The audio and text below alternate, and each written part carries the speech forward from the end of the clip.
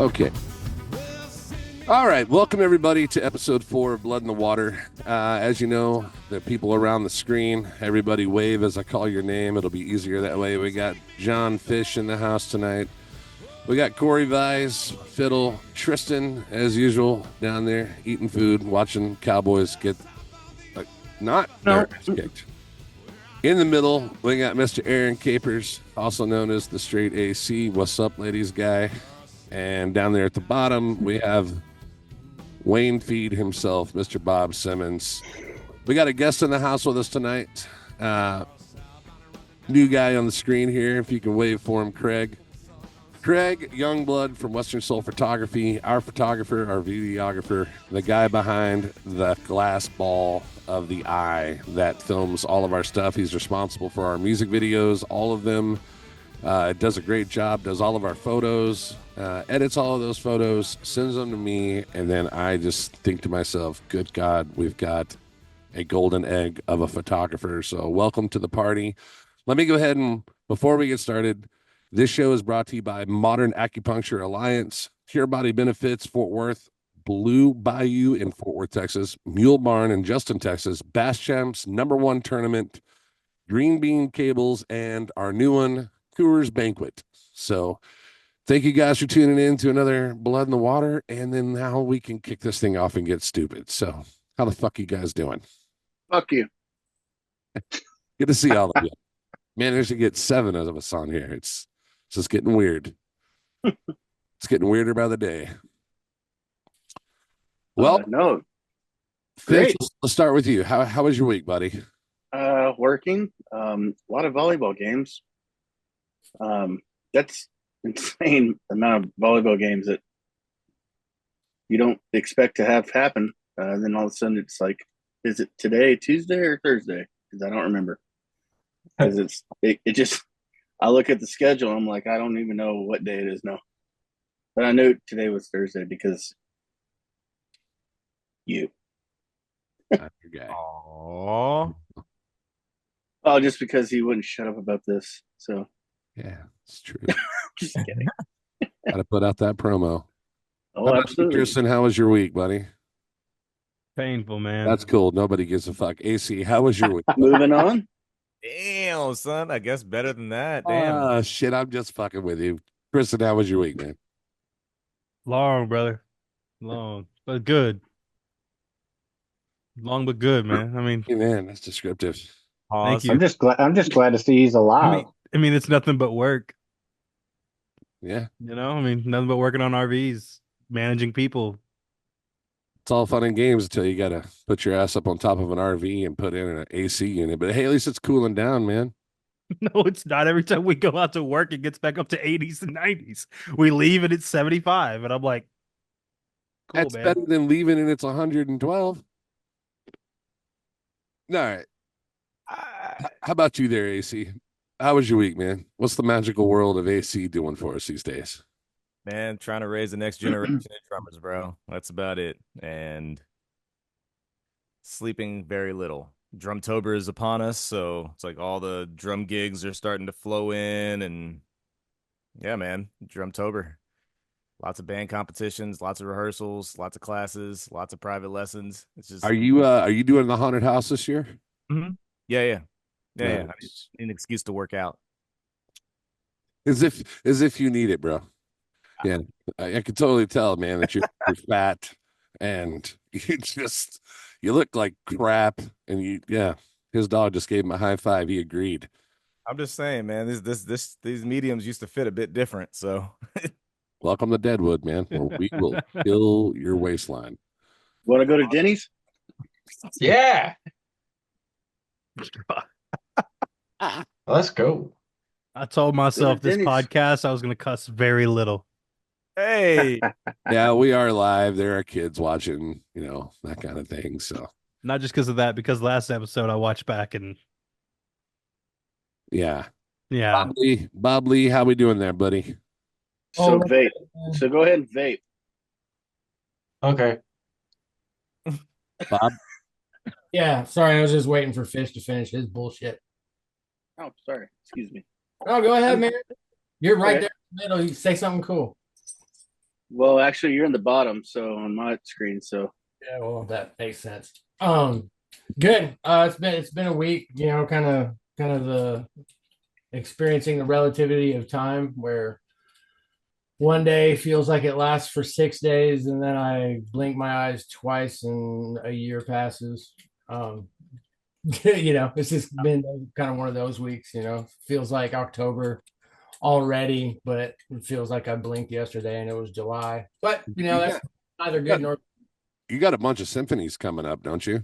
Yeah, I got a pretty busy. I'm playing with Texas A&M Commerce Wind Ensemble here in a little bit, and I got a couple with the Longview Symphony, and kind of the same story as AC. Got a lot. There's a school that gets back in session, and the Texas public school system decides they want to make all these kids compete against each other because that's what you do. And so they want people like me to help their kids not want to cut themselves after they lose or whatever. My God. Realize we're live, right? Okay. Yo, I truly do wish that he was kidding. Like the like the level of like emotional support needed after like these like all city, all region auditions, it's literally insane. Yeah, I would say what I just said in front of anybody because it's the truth and it's sad what we do to these kids. And I'm just doing my best to help them. I mean, that's the worst thing about it is like Texas. Here's a weird thing about Texas, man. You wouldn't think about it, but Texas, out of the entire country, Texas spits out the most and best classically trained musicians. Mhm. Right. And for the longest time, I was like, dude, it's Texas. We're all about sports and stuff. But I figured it out finally. I was talking with one of my colleagues, and where it comes from is like, 25 years ago, I started building all these really big high school football stadiums, right? Well, if you want to have a really good football game, what do you got to have? You got to have a marching band, right? And if you're a good marching band, you got to put money in the arts. But like if you look at some of the biggest national orchestras, the Boston Pops, New York Phil, all they're stacked with Texans. It's crazy. What it being that competitive, we just push these kids too hard, man. We just push them too hard. Like seriously, I'm kind of a little down today just because I had a kid crying. Normally, like I try to make some kids cry. The ones that don't try, that you want to kind of like prod them and be like, But I had a kid she was just trying her hardest. I was crying because she was trying something that she couldn't quite do. It's sad that we do that to kids, where it's like, a lot of people were lucky enough to have this love fostered in a different way, not like young classical kids, right? But, yeah, sorry to bring it down. Okay, rant over. All right, hold on, Mr. Morale, bring it back up, dude. You're completely good, fam. No, I'm being serious. Bob's usually like the morale booster. Okay, well, I had something that I wanted to actually. I came here with a point because I was thinking about this earlier today, and I was actually legitimately curious, and I actually think other people will want to know this from all you guys. And first, Craig, tell me that's a bass behind you back there, right? Yes, it is. You just got 42% cooler, so that's cool. 42. But besides that, I think I would like to know, and I actually think other people would like to know, like somebody else picked the order, but I want everybody's in no particular order, top 5 musical influences. Ooh, nice. I want to hear, I think people would like to hear that from me. Oh, no. All right, let's get to that in a second. I want to ask Corey, how was your week, Corey? I think I know the answer to this one, but how was it, buddy? Yeah, tired of cutting trees down. I think I roasted one of my chainsaws. You FaceTimed me earlier, and that thing was still smoking. It's been smoking for like 10 minutes.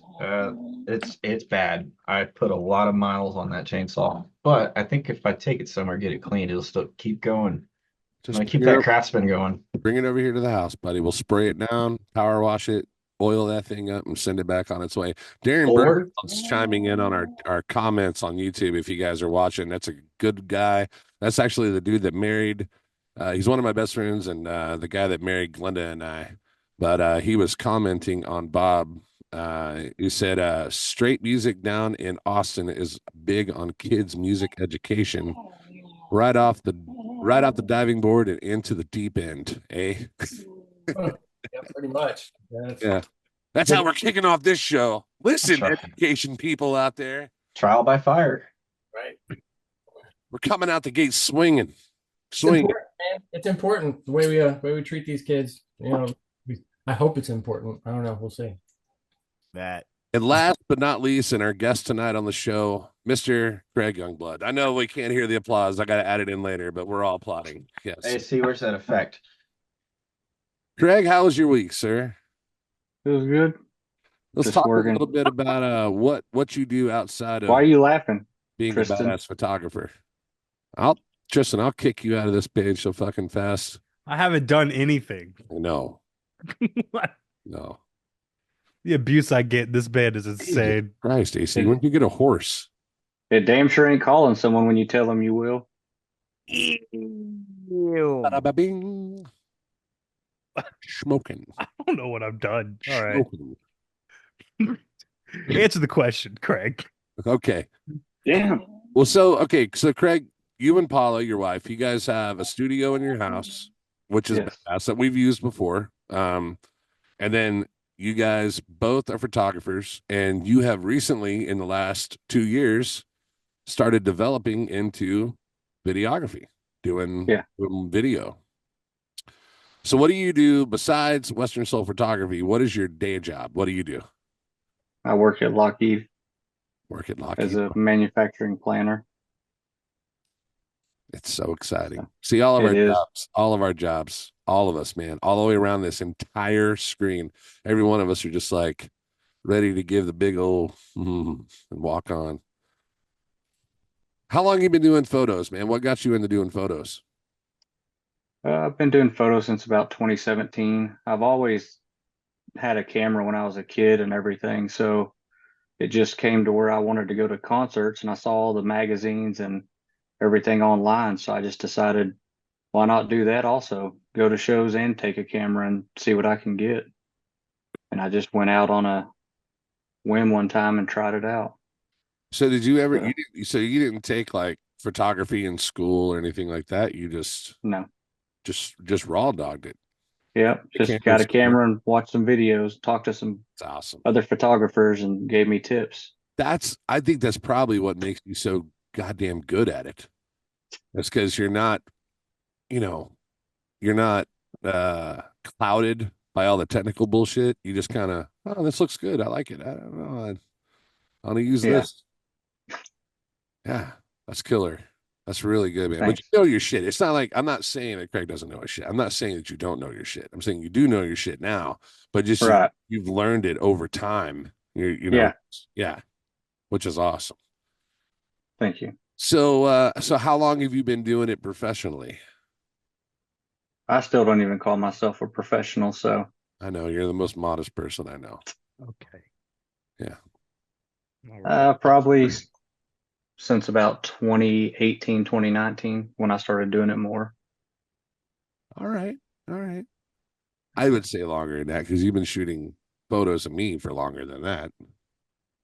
Probably. Yeah. It's been Justin Ross, we have a new episode of Blood and Water. 5 or 6 years I've been shooting you. Yeah, totally. He has one of the best photos I've ever seen of Slaughter. So Oh man, and that's not even his good one. That's like his lackey. He landed. So Craig landed. Let's talk about Rob Zombie. Okay. So you were at a concert. Tell this story because this story is awesome.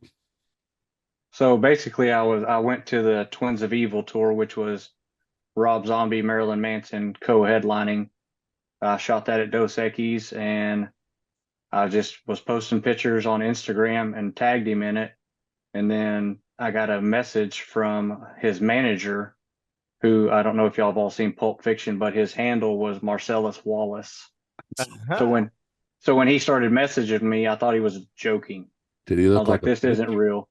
So then he said, hey, can you email me something? And we emailed back and forth. And he said, hey, Rob Zombie wants to purchase this picture. So I shot him a price, and I got it. I got a contract with him. So once we did that, I never saw the picture for about 2 or 3 years. And then when he announced his new album, when he showed the cover of it, I realized that was my picture. And Whoa. I had to email him. I was like, "Is that my picture?" And he's like, "Yeah." He goes, "I couldn't tell you what it was for when we bought it, but yeah, we knew that was going to be the album cover for his new album." Yeah. That's That's insane, cool. man. Yeah. So, Yeah, I'll never forget that phone call. Like, I forget, he's like, dude, I landed Rob Zombie's album cover. I was like, get the fuck out of here. Go stand back in the closet and do your photos. He's like, no, I did. I'm like, holy shit, you really did. I was so excited for you, man. That's awesome. Well, thank you. now you've built quite a good relationship with Rob Zombie's manager, as well as, and he's also what, Marilyn Manson's manager? Yeah. Yeah, Yep. Interesting. really rad. Yeah. And so, Craig, also a lot of people that watch our stuff or pay attention to the band and whatnot. You also know that Craig and I are in a deal called Paratheory together. So we've got some news we're going to be releasing on that soon. So I pulled Craig into the paranormal world, and it's been fun to work with him in that. But it's also, I mean, that's where he started kind of dabbling in the video side of it. So Yeah. yeah, now if we could just take that magic eye and turn it to video. Yes. I'm trying. Can be taught. It can be taught. All right, let's bounce back down to Bob. Bob, you had a question for us all. You said you want to know what our top 5 musicians' influences are. In no particular order.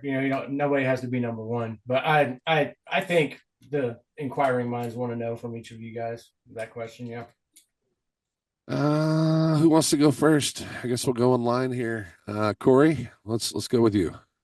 5 right out the gate. Number 1 for me is Terry Morris, brother of the fellow that taught me along with his wife. That'd be Toby Morris, and then Dale Morris, Johnny Gimble, and then Stefan Grappelli. All right. I haven't heard of it. Wow. Was that 5? Yeah, that's 5. That's 5. Man, you're gonna have to shoot me some YouTube links or something because I haven't heard of a single one of those, dude. Sorry. They're underground fiddle players. You're not going to hear about them. That's a total Corey move. I would see that. Yeah. Yeah. Otherwise, I mean, if you knew about them, then I guess I don't know. You have to be in that Texas fiddle tree, or at least brought up into that. I started at 8. I was around all that styles up until about 18, and then went off to college. So that's 11. No, is it 9 years? 9 years around that stuff. All right. And when I hear those fiddle players, that really gets me going. I'll start practicing those competition tunes. They work that right arm and they work the left hand. So is there a way to hear that stuff? Like when I say I've never heard of them, like, I mean, do they? You have to get into my car and I put the CD in. It's CD. It's a CD. Got the 8-track. No, I think you can find Terry Morris on Apple Music, but you gotta get an iPhone, I think, or your iPad. No, use your iPad. You have an iPad. I don't think it's on a Google platform. Oh, okay. And you already know who Stefan Grappelli is. Who? Stefan Grappelli. Am I saying the name wrong? No, I don't know who you're talking about. Played with Django Reinhardt. Oh, okay. I've heard of him. I never. He's a fiddle player, man. I didn't bother learning his name. Oh, okay. Jeez, my God, bro. Well, it's a 400-year-old art. There's a lot of people that have played that instrument. Oh yeah. Right. Yeah. That makes sense. What's your favorite, and don't be biased because of what you play. I'm not going to be. What's your favorite sounding fiddle that's out there? Violin, fiddle, whatever. Like instrument brand wise, or Yeah, like if you had like your dream pick, what would it be? y'all have heard me talk about it already. Dwight Shirley made one, and I still want to go grab it off the wall. Is it that blonde one you were talking It's about? that blonde one, and it'll scream. Yeah. Plugged in or not plugged in, it's loud. Yeah, that's pretty. It's pretty. All right. How about you, Fish? Oh, me? Yeah. So 5, you said? Yeah. Bob? Yeah, 5. No particular order. Yeah. So my acoustic style is I've always been Dave Matthews and Chris Steele, like Nickel Creek, that stuff. Then like harder stuff, it's always been Metallica and Guns N' Roses, but there ain't nothing better than George Strait, All right. gotta give props to the king of country. See, Corey, that's how you do it. I've heard of these people. It's too mainstream. Doesn't matter. I got one you never heard of. That's too mainstream. Weak. I'm just Thank kidding. you, Corey. I'm kidding. It's a good list. That's a good list, man.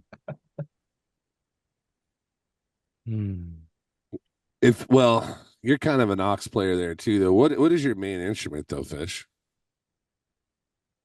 The one that I'm not playing is the one I always want to play. Like when I'm playing drums, I wish I was playing guitar. Just in different settings. It's kind of different. Obviously, I don't play any fiddle or anything, but my great uncle played fiddle for Merle. Yeah, and so that's pretty cool. I get some of that 4-string learning from my grandfather, who passed away, last year. But he taught me the 4-string banjo, and Corey, I still need to bring you that banjo so you can work on it. But it's always whatever I'm not playing, because I always I just want to play everything all at once, basically, because I feel like, oh man, I want to do that there, but I'm doing this here. It's just kind of frustrating sometimes. Playing bass, I've talked to Bob sometimes about when I learned bass was upright bass. I didn't learn on an electric bass. I learned on an upright during jazz band. Yeah. And just learned how to just swing and do some walks. I'm nowhere near anywhere where Bob is, and I wouldn't expect to be. But I could stumble through a Samba de los Gatos if I needed to. Yeah, man. Tristan, how about you, buddy? Well, I don't play any instruments. All right. So, Aaron, what's up with you, man? Tristan, back to Tristan, back to Tristan. Oh, like it's live now. You guys cannot hide no more. Whoa. I know for a fact Tristan owns a guitar, and he has played it. And a flute. I do not own a flute. It only plays notes. You all own a flute, buddy. Even the photographer. So for me, what I do is I'm a recording artist.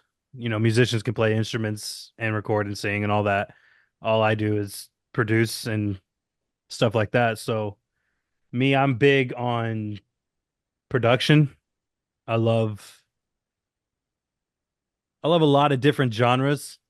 I love hip hop, obviously. It's what got me into loving music truly.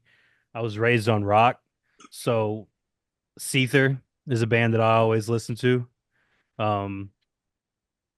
What got me into doing music was an artist named XXX Tentacion, solely because how he was able, there towards the end of his life, how he was able to take this platform that he built and reach out to people and give positive messages instead of just trying to profit off of everything. He used his platform to actually help. That was something big for me, and I always wanted to do that.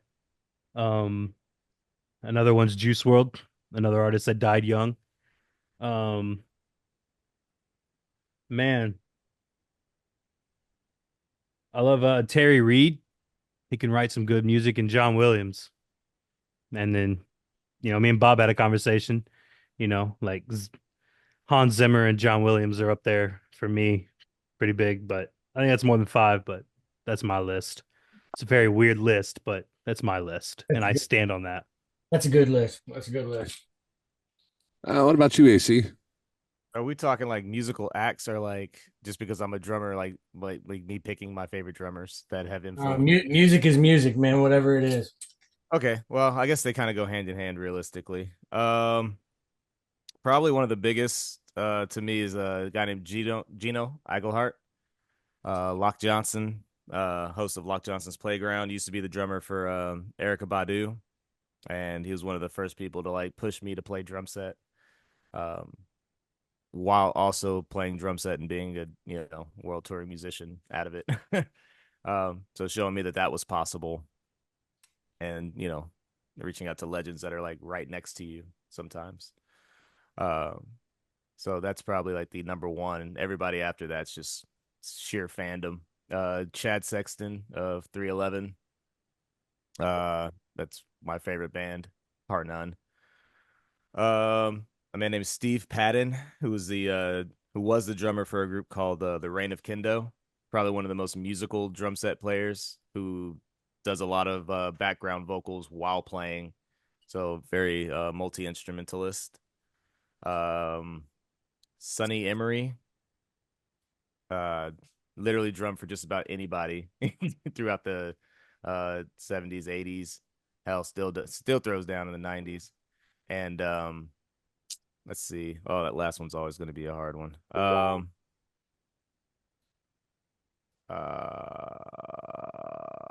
Think of something that we listen to on the way home, because this guy is always popping something that's like, I'm like, man, that's insane. It's always like, it's always insane. Like, that's why I love riding with him. So I don't mean to take over your segment, but oh, you're good. That gave me a lot. Dude, of time. It's like you get in the car and you don't know what you're going to hear. It could be Dave Matthews, and it could be something that you. Then finally, like 30 minutes later, I'm like, so who is this? And he's like, oh, and he has this whole he knows every artist that he's playing. He knows the backstory on every single one. Like, this guy, because I ride with him, so I get to hear a lot of the stories. He's got so much musical background that he's just like talking about all this. I'm like, wow. He's like, yeah, this guy was on all this stuff the whole time they recorded this whole dang album. And I'm like, oh man, how do you know that? It's the legend AC, man. It's the legend AC. Yeah. I just feel like it would be the same way if we just hopped into Corey's car and started listening to the things that we just don't know anything about. He's like, yo, so you don't know this? Boom, boom, boom, boom. Trust me. Yeah. Trust me. Yeah. But I guess so the last one, the last big musical influence would probably be Sput Seawright. The drummer, organist, arranger, writer, for Snarky Puppy, Funky Knuckles. He's worked with Snoop, Kendrick, Dr. Dre. I only know him from Snarky Puppy. Yeah, he wrote for Dre. Yeah. Wrote for God's Properties. Literally touched every genre of music and over the past like 15, 20 years. Probably the most successful musician that we have out of still running out of the DFW, like on that front. Pretty wild, all things considered, that he was just a drummer for a while. Dude got so big. Toto. Yeah. You guys. Yeah, it's so crazy because I'll be like, well, who is that? And like, probably like 60% of the time, he's like, that's Spud. Like, of course it is. Of course it is. Because he's everywhere. Literally. Yeah. He has his hands in everything. He's like almost like Questlove. Yep. Like, just fingertips. If he can touch it, he's in it. Yep. So that would sum up my 5. All right. Another good list. Yeah, man. It's a great list. Darren Bergfeld says, man, AC's list is awesome. My guy. Yeah. Well, he also said, dude, I played Samba de los Gatos in college on trombone. Yep. It's a jazz standard. Dude. It's the dance of the cat, man. Sir. Horn instruments, I feel like, are an early gateway into the afterlife. When I hear a horned instrument, it's like changes everything for me. I'll get emotional. I'll get emotional as soon as I hear it. I'll be like, okay. I have a concert for you. It's the Earth, Wind, and Fire live from Japan in like, I want to say like 92, 93-ish. Like that horn line is probably the best horn line to ever grace a stage, in my opinion. This dude in Earth, Wind, and Fire last Christmas, that was one of the gifts. I said we do a band Christmas with each other, and he got the gift, and it was, well, I got it right here, buddy. Do you? You better. Got it. Back to horns. I used to have a French horn. Bam! Right there. Damn. Has not left my sight, or the packaging for that matter. I don't know who needs to hear that, but it's not coming out of this package. Collectors need to hear that. Right. How, Anybody? how do you guys know you're kissing a French horn player? They're way too much tongue, and she's got her hand up your butt. Oh my god. That's French horn. It's like a muffled trumpet. All right, Justin, your turn. Man, well, I'll go with number one, SRV, 100%. John Mayer, John Resnick of Goo Goo Dolls.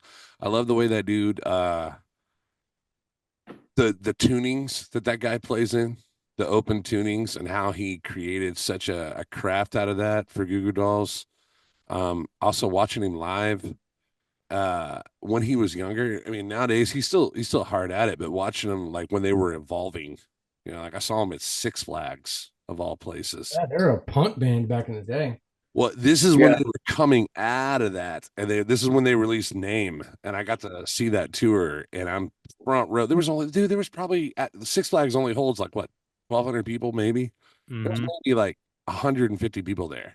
Like nobody really knew who they were. They hadn't really, this is before what was it, City of Angels came out. Anyway, loved watching him play acoustic. Electric's whatever, but acoustic, I was just like, damn, dude, this guy. And then the more I looked into it, I found out all the open tunings. Buckethead, dude, holy crap. With Guns N' Roses? Just Buckethead in general, just the way he, man, like some of the stuff he does, you go back to like some of his early like solo records, it's just like,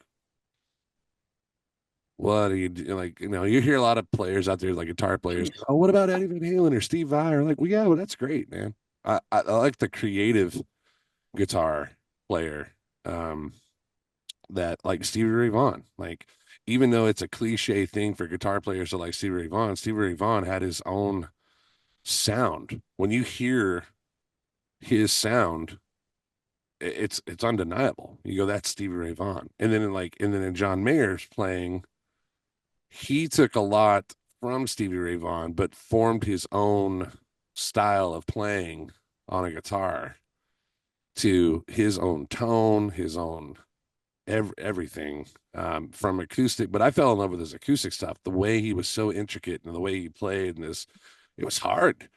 Like you go and listen to some of the stuff he played and try and learn it on guitar. It's, it's up there.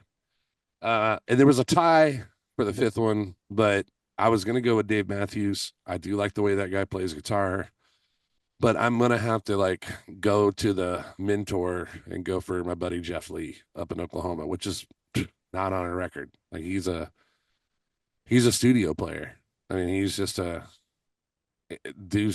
but he's the one that taught me how to use effects, how to use them the right way, how to let the effect play for you, not you play for the effect.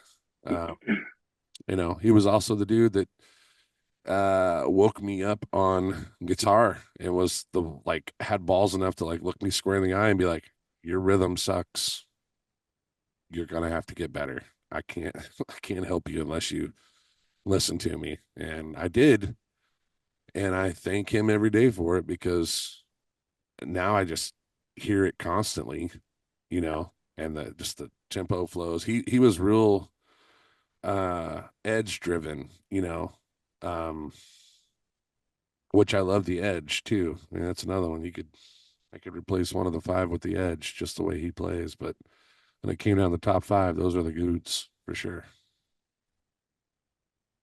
What about you, Bob? Who's your bass players? Well, first and mostly it's actually Beethoven.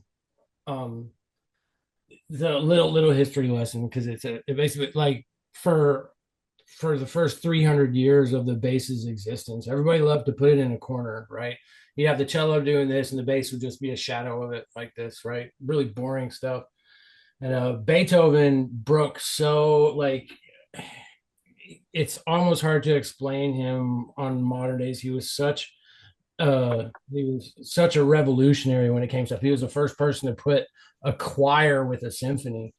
But there was this really the first bass rock star ever was this Italian guy named Domenico Dragonetti, and he was touring Europe, and this was back in like 1750 something, and he spent a summer with Beethoven in Vienna, and he played for him. He's like, hey, did you know that the bass can do this? And did his thing, and it shocked Beethoven.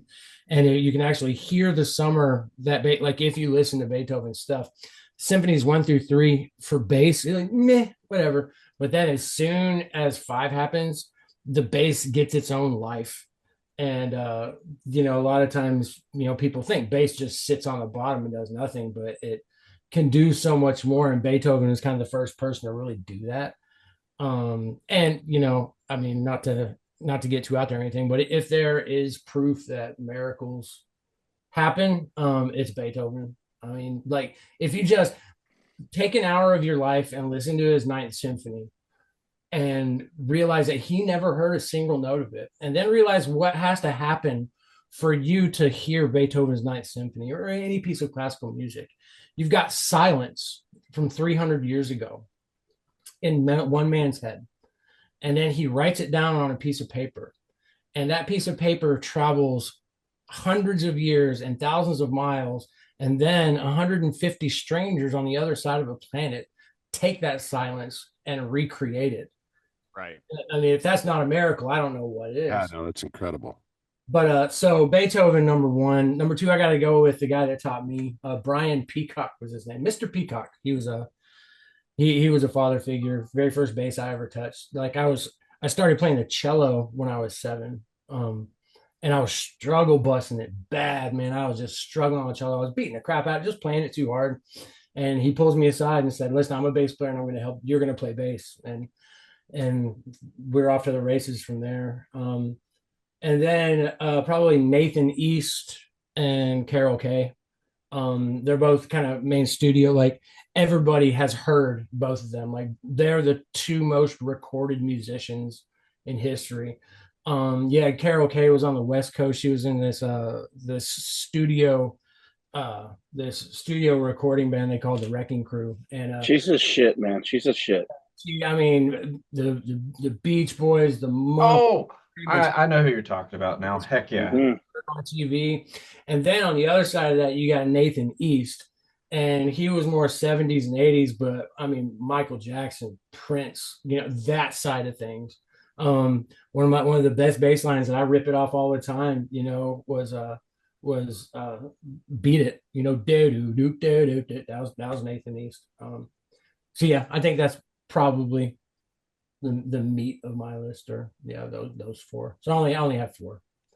You got to throw in 5. Okay. If you say yourself, dude, I'll reach through this Zoom call and slap you. No, I'll be everybody knows I'll be the first to admit that I suck. Pull a Ted Nugent and be like, I'm the reason I play guitar. Right. Number 5, you know what? It'd have to be Flea. Yeah, from the Chili Peppers. It'd have to be Flea. He's the reason that, like, because I was loving the upright bass, I was loving it to death. Never even thought of playing the electric. And then 1992 happened and Blood Sugar Sex Magic came out. And it just blew my mind. And I immediately got a really crappy bass guitar for my birthday that year. And like that was the first music, because I was a lucky kid because I was able to get the tab book, the sheet music book for that whole album and sit there and read it and learn it. And of course it took forever, but yeah, Flea, Flea's, and he's just a gem of a human being. Oh yeah. There's not a lot of people out there with a light like Flea's, that's for sure. Yeah. Do you ever get into Donald Duck Dunn? Oh yeah, and he was Nathan East, Carol Kay of the blues world. Yeah. Sure. Yeah. He is such a cool cat just to be sitting up there and just rocking a bass with a white man afro and a pipe. Yeah. And just while the Blues Brothers are getting arrested, he's like, Yeah. I'm still here playing, still laying down the groove. Like as far as stereotypical laid back go with the flow bass players, Duck Dunn was probably the first. Yeah. I was a huge Blues Brothers fan. That was like that took up a whole lot of my middle school time. Like trying to form a band like that. I wanted my first band to be like the Blues Brothers. Seriously, just big show band where everybody gets paid $12 a piece. Yeah, and you're just listening to old classics, just listening to Sam and Dave, listening to Carl Perkins, all that stuff, man. It was just like so. That's all I wanted to do. I wanted to be a blues brother. I watched that movie anytime it was on. I wrote. This is gonna make me look stupid, so I might as well get it out of the way. I wrote to the company. I knew that they were going to make a Blues Brothers 2000, and they were looking for like a kid. And I wrote to them like, "Hey, let me do it. Let me do it." Dude, that movie came out my senior year in high school, like in the spring of my senior year of high school, and I seriously skipped school for like a couple weeks straight. Would leave school in the middle of the day to go watch that at a matinee by myself. Well, yeah, because I'm having deja vu. Did we talk about this the last podcast? We talked about it in the van. We talked about it in the van. Oh, okay. So, and then they had like Blues Traveler in it, John Popper, the whole band. Badu. Yeah. Badu. Yeah. Oh yeah, because she was the from Louisiana. She was at. Oh yeah. Oh. You're gonna hate me saying this about her, but so sexy. And she's hot, man. Yes. She's hot. Here's gonna bust through that door and be no schmutz for you. Yeah, right. Tonight. What about you? Man. I know you're not a musician, but you got a bass on the wall. You got a top. Well, let's do this. Top 5 people that influence you to do what you do in film production, photography. Like who got me started? Yeah, like photographers you look up to. The guy that actually helped me really get started is a guy out of Burn, Texas, Brad Coolidge. He helped me out quite a bit. And I had some guys that I'd reach out to and wouldn't help me at all. And then he helped me get really started. And then when I started shooting more up here, there's guys that I shoot with like Dustin Snyder. I like, big fan of his stuff. And then Roman and Jamie Pena, they're a team that shoot for Live Nation. A guy named James Villa, and then another guy that I know named Daniel Martinez, and then Jose Serrato. I mean, those are the main ones that I usually always look for their work. And whenever I shoot with them, it's always a good time. And they don't mind helping you out, give you pointers, tips, and just kind of help you get along the way. They don't care to share the secrets. They're not trying to keep anything. They're always willing to help anybody. Right. So that's what you are to me, Dual Key. High key, actually. Very obvious. Anytime I have questions on photography or anything like that, I just hit you up. Then I never call you when I say I will. Yeah, I know. You obviously know that. I keep waiting. This never happens. You're not missing much. Yeah, right. I mean, he's just shooting on a phone. I mean, dude. Yeah, I'm shooting on a phone, and then you're asking me for the photos from a show, right? We need content. Dude, and we can always have Craig out. For doing it on a phone, Tristan takes wonderful pictures. Like, yeah, for sure. You might have a burn rate of about 30, but like 1 in 30 of those are dude, what is happening, bro? Craig, tell me, isn't that an acceptable burn rate for a photographer? Is like 1 in 30? Yeah, because I can shoot probably close to 2,000 a night, and I'll end up with about maybe 40 that are possibly usable, and usually cut that down in half too. See, that wasn't Can we do that with our instrument solos? Just accept 1 out of 3,000? Wait a minute, I thought that's what you guys were doing. Oh, okay, yeah, we can go off Oh that. my Heck yeah. gosh. Man, did you hear that one note I did? That one note. Let's keep it. Dude, this is just turning into a murder. Ah, That one snare hit. Okay, so I got another question. If you guys are liking the questions, I got another one. all right. All right. What's everybody's favorite instrument to listen to that isn't your main instrument? Oh, that's easy for me. It's easy. Yeah, Okay. All right, that's this basic. All right, Corey. Man, one instrument I love listening to, and I hope it's the next one I start learning, is a hurdy-gurdy. Okay. And man, are those things awesome. See, this guy took me. We came home from Dallas. Oh, yeah, that's right. The entire drive, I was listening to hurdy-gurdies, whatever they're called. And I swear I released Nordic. Like, it was just, it's. You want to go home and rape and pillage, and you're like, what's going on? I think that's what you gave your last girlfriend. It was a hurdy-gurdy. Dude, what is happening, bro? Can we have a civil conversation without a dig at Tristan? Why are you hurting? Who said I said it to you? You took offense to it. You're right, my bad. Poor Gertie getting hurt all the time. It's just terrible. Hurdy-gurdy. Jesus. Didn't really set herself up for. What about you, AC? What is it? Oh man, it's a vibra slap. Oh, Really? Get You listen to Vibra Slap all the time? It makes one tone. That's it. I'm just, hey, real talk. You show me a song or a track that has a vibra slap in it, and tell me that's not like the most awesome thing that you've heard in that entire track ever. Just go live in New welcome. Mexico. You're welcome, and you're There's welcome. tons of rattlers out there. How many guitar centers did we go into? I was like, they got a vibra slap. They got a vibra slap. They got a vibra slap. They got a. Finally, we found one. I was like, I'm buying it. I didn't even get it without question. I was like, wasn't that the music store up in? Have we not? Wait a minute. Did I buy it?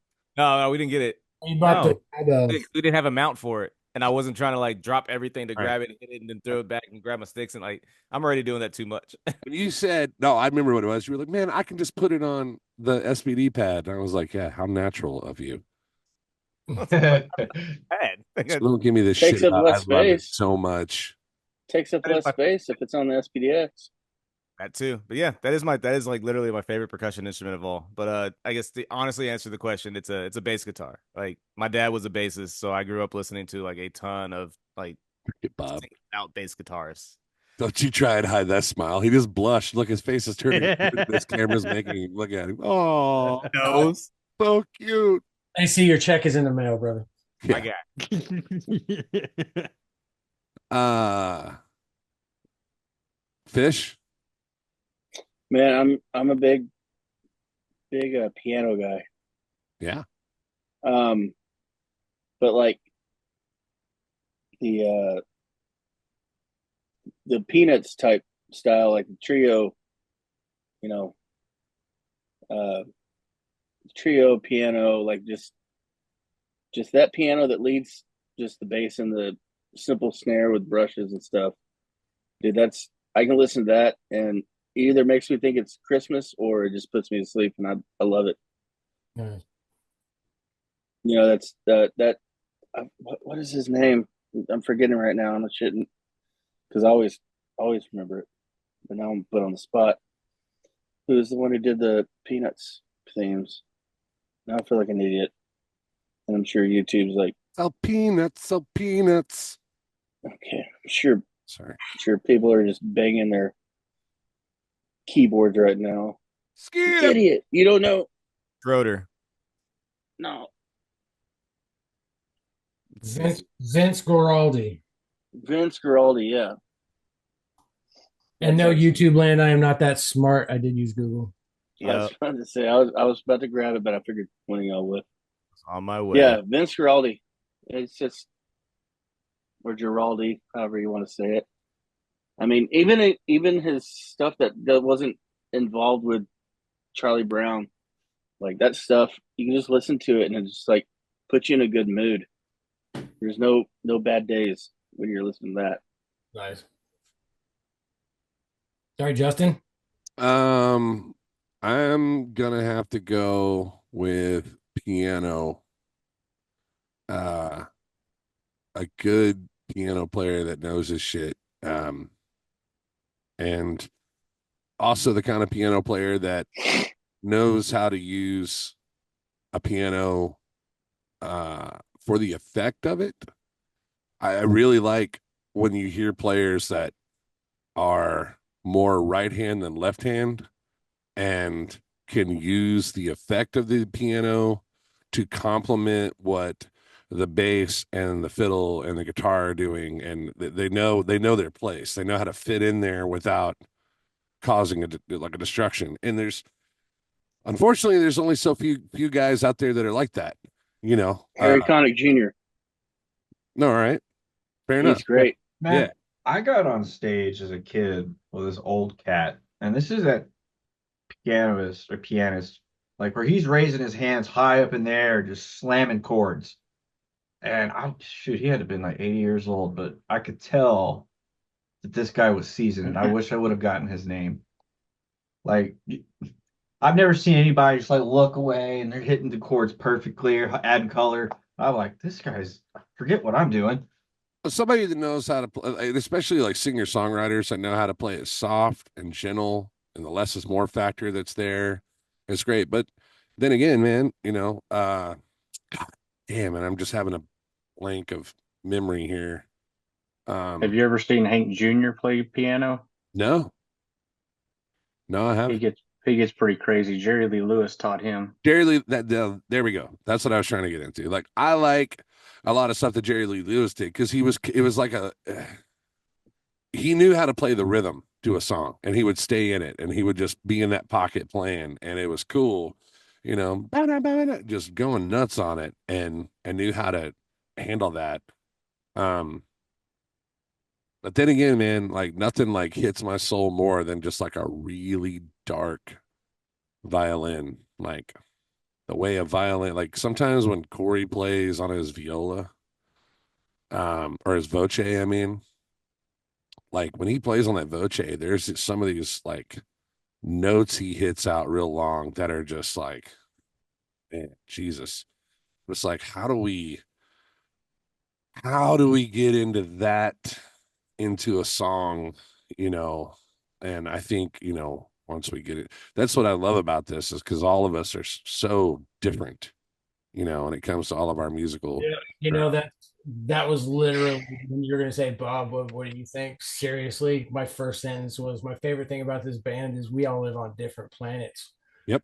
Because my answer is piano too. But when I'm thinking piano, like anything written before like 1940. Sure. I think it's Chopin, Rachmaninoff, Beethoven. Absolutely. That's how dark Chopin's nocturnes were. Like, Dude, that dark, that crisp, yeah, but get guttural sound that if you were the mics from then would never pick it up now. So only thing that we're hearing now is these really shitty mid-driven mics that picked up these pianos. Yeah. That's what we fall in love with is that sound, that microphone.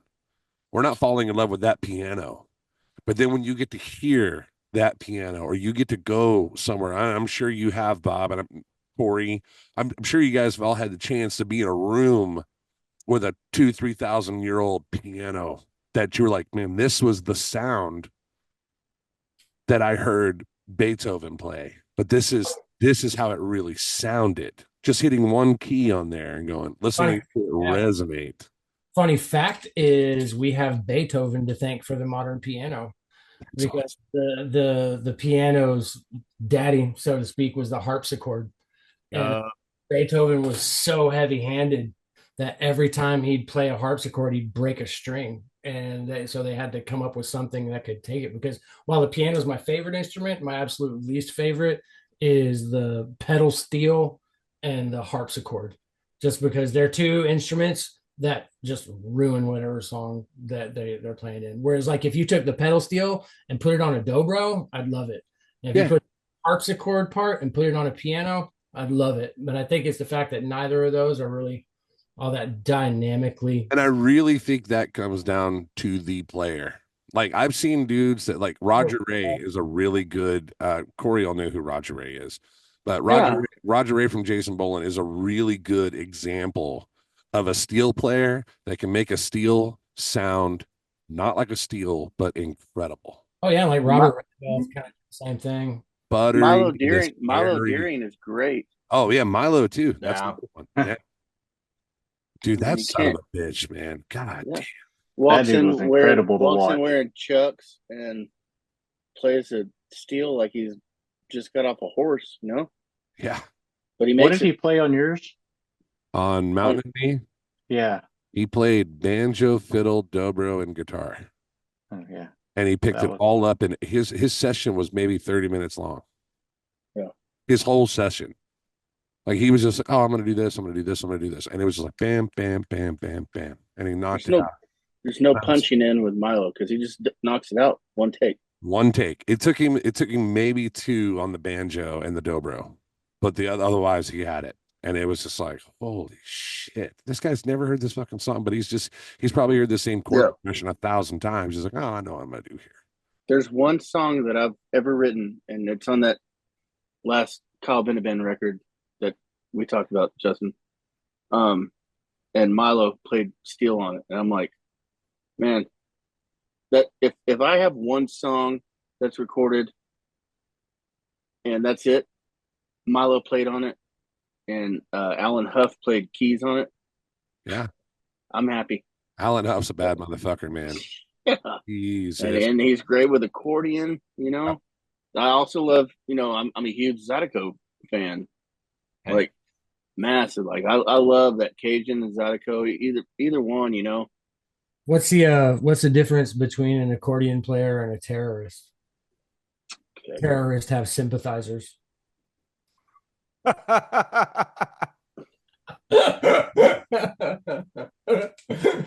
Yeah, you're welcome. I'm trying to figure out this dude's name because I don't know him, but I love the way he plays. I think it says Canadian. Jesus. Award of the How long have you been waiting to tell that? He's been waiting for somebody to mention an accordion. Yeah, I've been waiting. You know, I got some jokes. That's what I'm saying. Like, I can't imagine this. Like, normal conversations, even amongst musicians, where accordions get brought up. Like, bro, I feel like you've been sitting on that joke for so long. Well, see, you got the catch-all joke for all the crappy instruments. What do you call perfect pitch? What? When you throw an accordion into the trash can and it lands on a banjo and catches fire. Jeez. Perfect pitch. That went right over Corey's. Dude. He just said, dude. They put us on mute. It's like, I'm not going to listen to the banjo part of this joke. He's reloading. My favorite's a cello. Yeah, that's a good one. If you listen to any of the early music that I put out, I love to use a cello to truly cast the emotion that the lyrics are trying to say. And I feel like the way a cello can do that is just magical beyond all ends. And an organ. Well, I used to have a Oregon, Organ. not Oregon. You like Oregon? You like Snake? Oregon, huh? It's a good place. What were we saying, AC? I was saying, like, I had a guest on my old music podcast. Her name was Brianne Sargent. She's a local badass, like Bob. Like she does a lot of she doesn't do Sucking his dick again. Here we go. Jesus Christ, man. but Bob today in your mouth.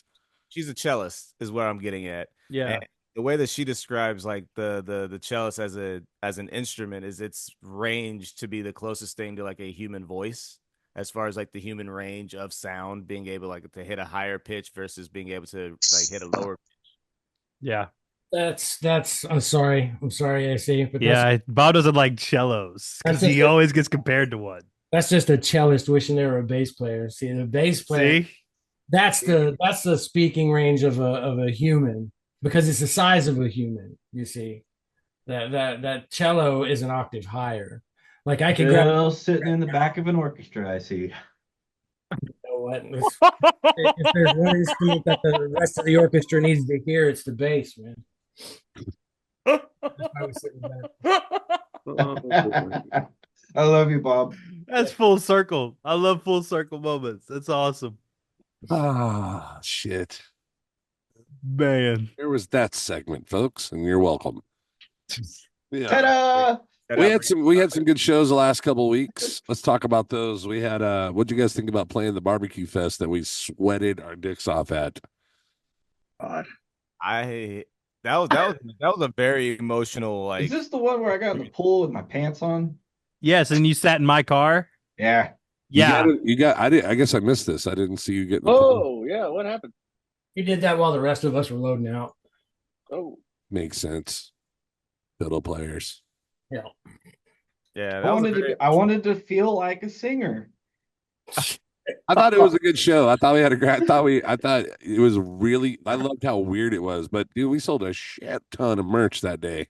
I couldn't believe how much merch we sold because it just didn't seem like we were getting a big reaction, but we weren't. Like I didn't think it was no different than what we normally get with a big crowd. But man, thank you to the folks out there that purchased all the merch. Man, you're helping us get down the road. What do we have after that? We had the Firefly in I Frederick. have one more thing about Saturday. Yeah, go. Do any of you remember the one of the openers? The young lady? Yeah. Sarah? Oh yes. So yeah. when we Sarah finished, Connor.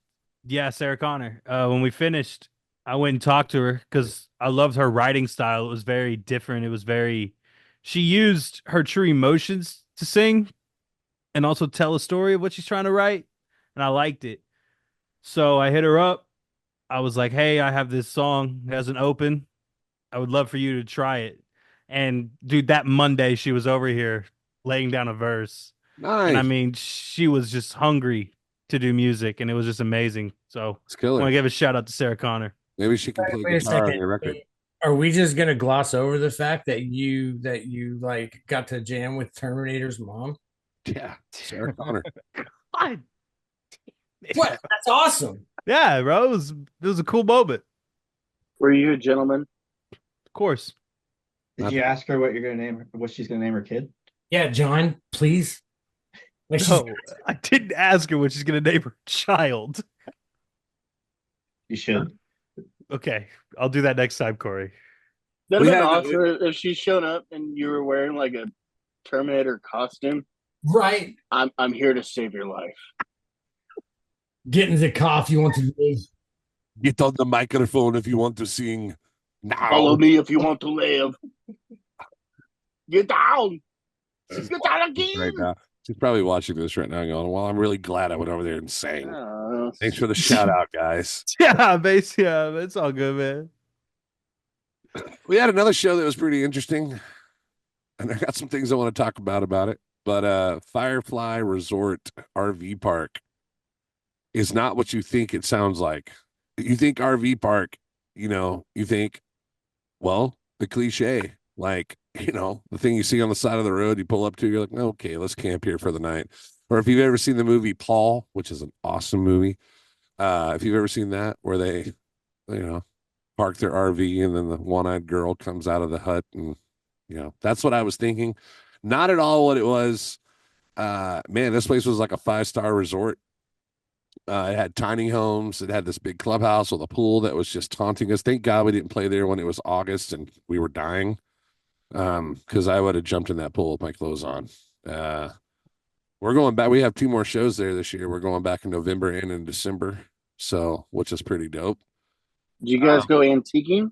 Well, No. we were a half a mile from Looking Back, and we got to drive the circle the next morning. So the whole band got to look out the window and go, to the right of the bus, you will notice Looking Back, Texas. There it goes. Mhm. We left. We stayed in a tiny home for the first time. How'd that go? 10 out of 10.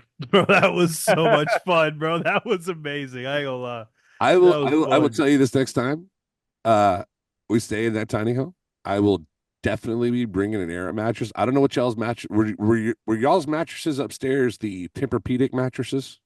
No. Then I'm gonna That's do good, though. whatever the hell I can. Bob, you can have the master if you want it. Oh, that's pretty nice. If it's another Tempur-Pedic, I am not sleeping on it. There was no sleeping. Actually, kind of like that. It was cozy up there. Yeah, it was. It was a vibe up top.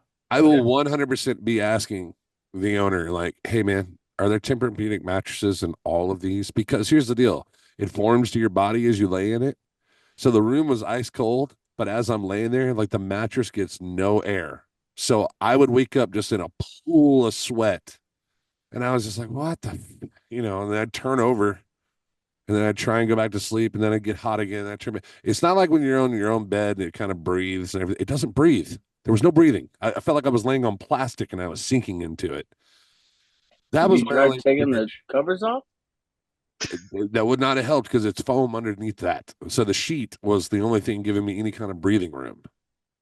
Oh, your cover's on top of you. Yeah, I was like, they were pulled off. I'm just laying there trying to, like, I was laying on my back at one point trying to sleep, like turning, tossing. The rest of my body would be ice cold, but then my left side would just be like hot. Carlos. Yeah, Carlos, I'm gonna fucking bring I a did, blow I did mattress. break the toilet in the morning. I did feel bad about that. In all defense, it wasn't ready for our size, or was it ready for Bob's And dude, poop a cycle? whole RV park and they don't have a single poop knife. I mean, come on, up your game. That's not a normality. We keep one in the van. It is not a normality for Airbnbs to have poop knives, Bob. That is not normal. Say poop knife again, Tristan. No. I'm tired of it seeming like it's a normal thing. It'll be a drop next time we try to go on stage. Poop knife, poop knife, poop knife. Oh, that's me. So, never mind, I did it. Just saying, man. Poop knife. But it looks like we're going to be going to a lot of the Firefly. So there's, if I'm correct on this, there are 3 Firefly resorts in Texas, and then there's 2 in Florida, and then all the other ones are called something different, like all through like Wyoming, Montana, Colorado, all the way to Oregon, Oregon, Utah, like they're all over the place.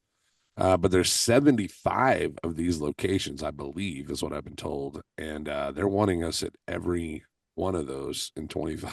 So it's, I mean, I don't think it's going to happen. We have to, that's 6 a month plus, somewhere in there. We do 7 1 month or whatever, or cram 8 into a month. I don't know. It depends on how close they are to each other, but we're going to be playing a lot at the Firefly in Texas. I know that. And then we got this weekend shows coming up. So Friday night for the live viewers, which will be September 20. What is that? 27th. Yeah. Tomorrow. 27th. Tomorrow. We're going to be playing at Big Daddy's in Grapevine. And it's their last concert series for the weekend, or for weekends for the year. Oh. So they'll be doing some acoustic shows and whatnot, I think, but they won't have any more full bands for the rest of the year. So if you haven't been out to Big Daddy's to see a show, tomorrow is the night. It's the last night for it, and we're gonna. Did I do that one with y'all? Yes. No. Yes. Yes. Hey. Yeah.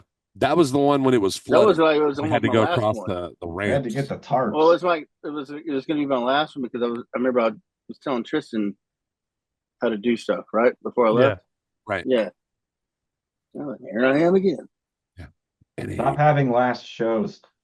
Yeah, that was my longest sound check ever. Same to you, Bucko. Every weekend.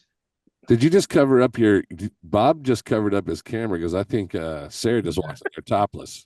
That totally just happened. Yeah. But I saw the hand go up in front of the deal. I was like, oh, there's Sarah topless. Dad, don't do that. Stop looking at those boobs while we're talking to you. It's weird. You're making all of us blush. You're welcome. Look at his eyes. Look at his eyes. Look at his cheeks. He's blushing. I love my wife, man. What can I say? That camera adds like some hue to his shit. It's like he's got a. Oh, there it is again. Oh, Look at it. He's all cheeky. Like the blood's not supposed to go to your cheeks. It's supposed to go somewhere else. Yeah. Sorry, she was talking to me. What?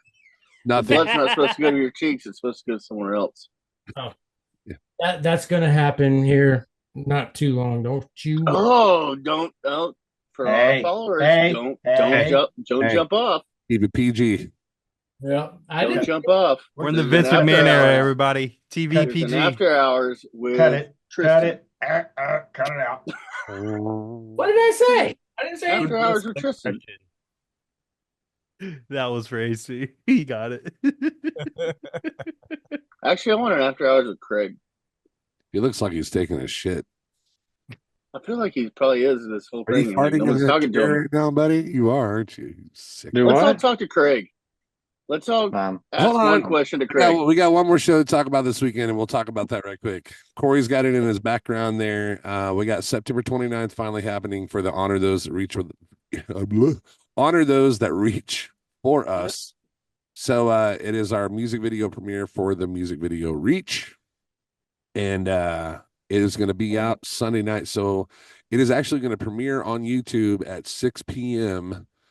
And but we'll be doing a live premiere of it at Texas Live along with a show. We've got this is dedicated to all fire EMTs, EMS, paramedics, if you will. I got told recently that they don't like being called EMTs by an EMT. Around the world, if you are a part of the Maltese Cross, this video and this song is dedicated to you. So I'd like to thank Coors Banquet for getting involved with us for this, man. It's really awesome, and we really hope to see you guys there. It's kicking off at 3 p.m. till 6 p.m. Band will be on at 4 p.m. So first come, first serve on the seating. Make sure that you guys get out there. If you're going to be there, get there a little bit early. Get your seats. It's going to be a packed house. But that's this Sunday, September 29th. At Texas Live in Arlington, Texas. Yeah. Craig, how's that beard, buddy? You ready to get back out and do some spooky shit? You ready to get paratheory going again? That's crazy you say that because I'm actually Okay. just sitting here watching and waiting for something to come out of AC's door back there. It bothers me We're too. waiting to see his door just slam shut. Heal That or- AC. That or a face to come out of it. So I thought we decided that we were going to have that bathroom door shut this time. Yeah, Actually, we no, gotta shut that. exactly. AC stood his ground, and he said that door's going to stay open. Yeah, Yeah. right. Pick your battles. Oh, and Craig, next time I see you at a show, I am putting my bass guitar in your hands. I want to see what kind of chops you got, dude. I don't know how to play a guitar. Good thing it's not a guitar; it's a bass. I don't know how to play a bass either. So what's that one then? It was from a guy that I used to work with. The story's going to bring you down. It's a guy that I used to work with, and he sold it to my cousin, and the guy that I worked with ended up dying in a truck wreck. And then when my cousin got a new bass from his dad, he gave me that one back for my birthday. Okay. So All right, I'll allow it. Craig will show up on your doorstep with random instruments, though. Here, you want this? It's been sitting in my fucking garage forever. And it's still sitting over here in my corner since you you brought said it. you wanted it. What is it? Show it. What am I gonna Is do that with all it? we got to What's say? it called again? A A sitar? sitar. Yeah. Sitar? Just Yeah. Show it. It's fucking enormous. dude, it's huge. I'm not even, It's I'm not even getting giant. to that corner to get you it out. sit there and don't get up. It's in a hard shell case. Like I'm not. It's Hey, enormous. Justin, do you still have the band's Funko Pops? Yeah, they're all up here. I actually got a couple other ones too, but Yeah, you guys never took them home, so I put them up in the studio. I never got one. that's not true, Corey. Not true. You did. I've got. I never saw your I literally Funkos. went back and got you one. I never saw I it. never seen them. Some of the anime ones. Yeah, I got you the anime one. I Exactly. got Bob the Star Wars one. I got Justin the Data. the data one, and then I Data. got the data one, and then Data. I got data one, Data. and Data. then I got the data one. Get muted, bro. Data. Stay it right. Yeah, I didn't know those things. Fuck I it. didn't know that was being held hostage. Like I would absolutely take the Deku. I mean, back. held hostage. You guys just didn't ever take them No, home. I put them in your van after a show, and I said, "Make sure the band gets these." And nothing happened after that. I didn't know that was a thing. I didn't Hey, know I had look one. at Bob. Look who came in here. Hey, buddy. So I Oh, figure I put them all in a good spot. They're all here in the recording studio. They're all up here on display. I got them all. If you guys want to What's see the them, dog's I'll name, Bob? not hold them hostage. I'll just hold them up to the screen and be like, here it is. So which one's mine? I know which one's mine. Oh, actually, I don't think you got Corey one there. No, he didn't. I know he didn't. What'd you say the dog's Didn't I name was, didn't I Bob? say pick one out and you said no? No. Stop. That is exactly what happened. Stop yelling No. at me. Like, I believe Corey. You're gonna lie. This is what you want to be doing when Jesus comes back. You want to be lying to me? About Funko Pops? Yeah. Okay, so die on that hill, bro. I respect it. I've got an OG Gizmo. What you Ah, got? That's cool. Yeah. That is cool. I got an OG Emperor Palpatine over there. Yeah, you do. I got an OG Boba Fett. I got a and Red Bull. a what was the blob dude called? Jabba the Hutt. Jabba the Hutt? I've got original Jabba the Hutt sitting behind me. Now, anybody that's Wow. watching this, when I do this, they're gonna chastise me, but I don't really give two cares. My guy. Hey, man, that's all right. I don't even know what that is, but I like it. Iron Maiden. That's Eddie. Eddie. You should chop his head open and see what comes out. Eddie, for crying out loud. You don't do that for Eddie. Oh, I like that too. I wish I had a Funko Pop. You could have one. You said no. Corey, Sure. if Yeah, you no, if you if you'll grace us with your presence at the Christmas party this year, I will get you a Funko Pop for Christmas. That was gonna be everybody's gift. I thought you liked me better than that. Damn it. Wow, ungrateful about gifts? Interesting. Wow. Where you I got one for you if you want to get really creeped out. Oh God. Nice. Dude, that's What is it? You guys don't know what that is? I can't I see do. it. That's a Baphomet. That's the thing from The Exorcist. Yeah. So here, this is the fun one, guys. You see this? This is Princess Amidala, right? But this one she was taken off because her boobs were too suggestive. So there's only like a couple thousand of these. She's nicknamed Perky Padme. Yeah, you would. How many times you jerked off to that thing? More times than I care to mention. I like how he coughs. Ah. I haven't even That's why she's eaten a Grandma's boy, like he turns her over on the. Cowboys win. Hey, Yeah. shut up, Bob. I know what's coming. Sports ball. You're a cellist, anyways. Wow. Yeah, but you know what, dude? Look. They were what 1-2 There's Sarah's after Rasputin. their last game, but this whole game against fucking New York. I don't really They have played any like neat absolute things, dog but I shit. got this. What is that, Bob? That's Sarah's Rasputin. Oh my gosh, that's horrifying. I love Sarah, it. can I have that for the studio? I really want that. There's a whole. These are all McFarlane ones, and there's a whole Faces of Yeah, Madness. it's the Faces of Madness. She's got like 6. There's a Rasputin. There's a Elizabeth Bathory. I got her the Billy the Kid, the Vlad the Impaler. And yeah, but yeah, they're all the McFarlane toys. You know, Cowboys are now a 500 team. Let's go. All right. Let's go. And there's a chance. 2-2, baby. It's our year. Super Bowl. We'll fucking blow it. Shut up. We'll lose the next 4 games in a row. No, dude, this is our year, man. Cowboys are trash. We all know it. You know that they is the most horrifying thing I've ever let me tell seen, you, Fish. this I is just how they- looked over and saw that. This is how the Cowboys are going to get better. When the entire Jones family gets on an airplane and dies. Okay, see, we're saying that live is crazy. Wow. Facts. When they all just go and it's over with. They'll be like, all right, Well, they can go out like Stevie Ray Vaughan, but I mean, but not everybody can get a helicopter ride. You know what I mean? dude. So you remember that bass player, that Nathan East that I was talking about? No. So he was supposed to be on a helicopter. Who, Kobe? He was too young. No,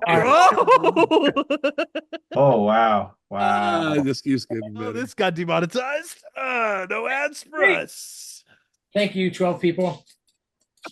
I don't even know how many people we have watching.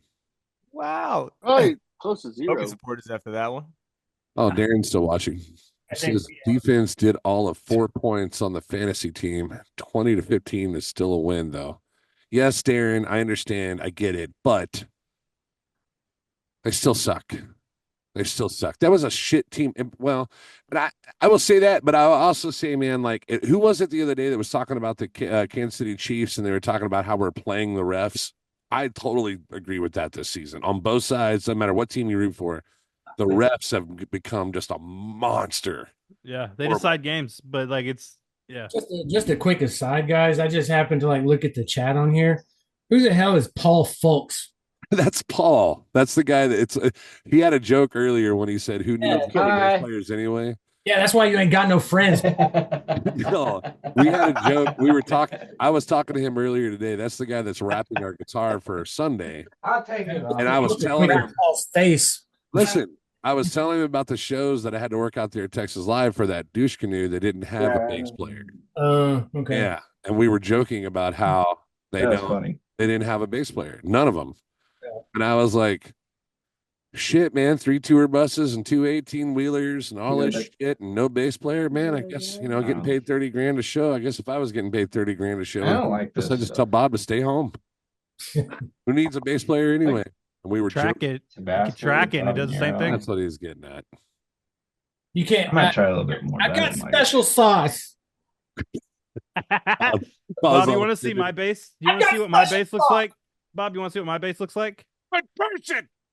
This is what my bass looks like, Bob. Yeah. Well, that's why this you is my bass. Yep. Later. It's right here. Yep. See? AC, you want to see what my drums look like? You gonna hear my sweet bass line? What's my drums look like, AC?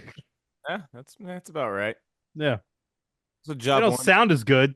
That leads into your most sampled. I'm sorry you guys feel that way. I don't feel that way. I do. October 5th, though, we're going to finally have a rehearsal, though. Yeah. Yeah. Me and Corey been working on a couple special songs. Oh, you had to bring it up. I didn't say what they were. I just said that we've been Slayer. No. It's called Pluck You. Go pluck yourself. Yeah.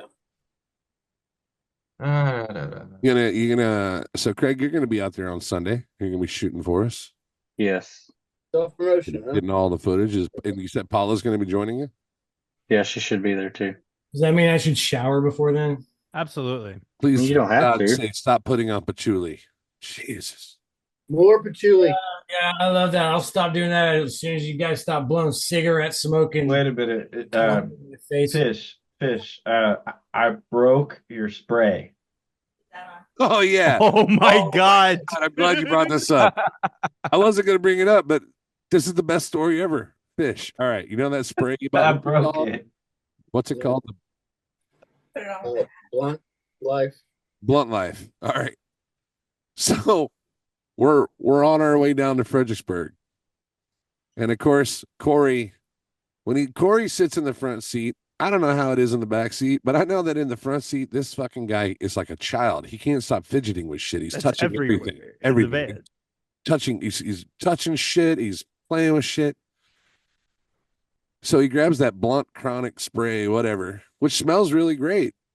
And he's playing with it like this, and he goes to take the cap off of it, and it spills into his lap. And I mean like a huge, it's highly concentrated. a big of a portion. I know, Fish. It was very concentrated. Yes. He was like, oh shit. And I'm dying laughing because I'm like, dude, it doesn't look like you kind of pissed yourself. It looks exactly like you pissed yourself. It's gonna look like he pissed himself for the rest of the time he's wearing those pants. Yeah. And I was like, dude, that's oil base.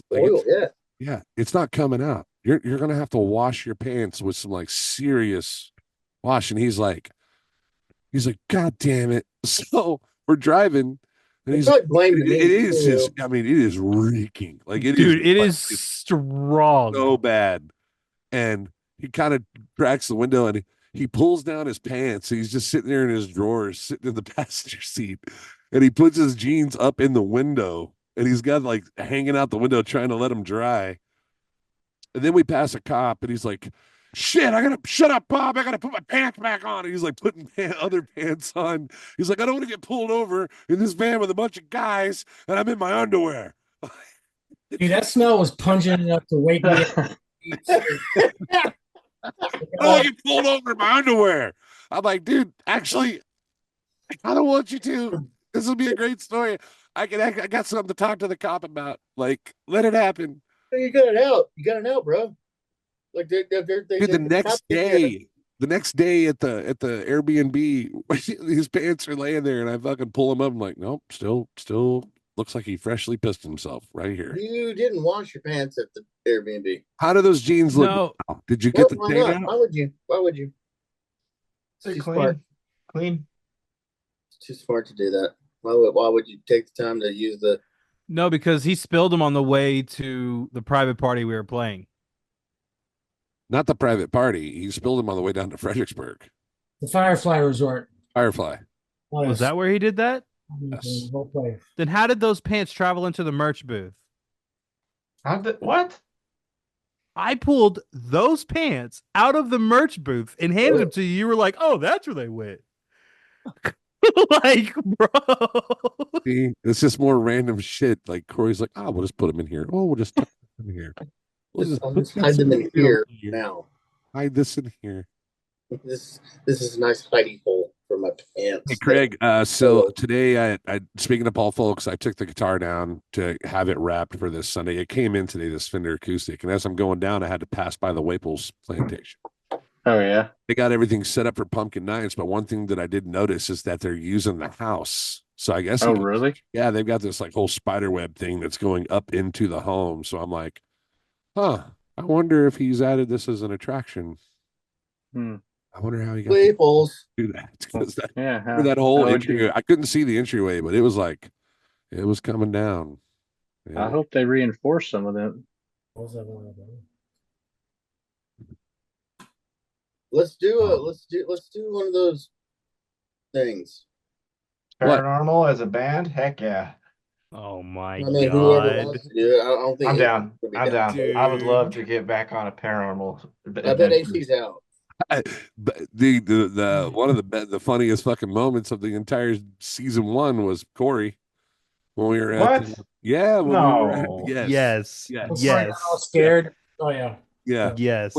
When we were in that, what was it? You were in the VFW. No, that was just it was whimsical editing by Justin. It wasn't that funny. Whoa. There is no whimsical editing in Paratheory. There's just you, and it's you going, nah, fuck this shit, I'm out.